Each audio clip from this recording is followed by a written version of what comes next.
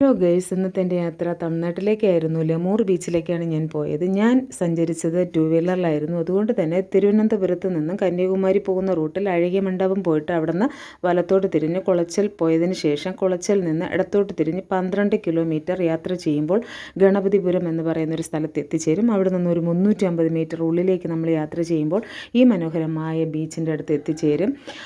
നമ്മൾ പേര് കേൾക്കുന്നത് ലെമൂർ എന്നാണെങ്കിലും ഇതിൻ്റെ പഴയ പേര് ആയിരങ്കാൽ പൊഴിമുഖം എന്നായിരുന്നു. ഈ ക്ഷേത്രത്തിൻ്റെ പേരിലാണ് ഈ ബീച്ച് അറിയപ്പെട്ടിരുന്നത്. ഇപ്പോഴാണ് ലെമൂർ എന്നറിയപ്പെടുന്നത്. വളരെ അധികം ആൾക്കാർക്കൊന്നും ഇതിനെക്കുറിച്ച് അറിയില്ല, അവിടെ ഉള്ളവർക്കൊന്നും അറിയില്ല.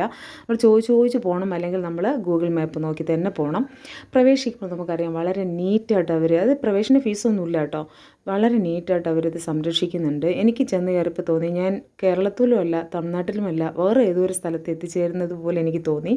വളരെ മനോഹരമായിട്ട് ഫോട്ടോഷൂട്ടിനും ആൽബവും അതുപോലെ എന്തെങ്കിലുമൊക്കെ ഷൂട്ടിനൊക്കെ വളരെ നന്നായിട്ട് ഉപയോഗിക്കാൻ പറ്റുന്ന കടൽ തീരമാണ്.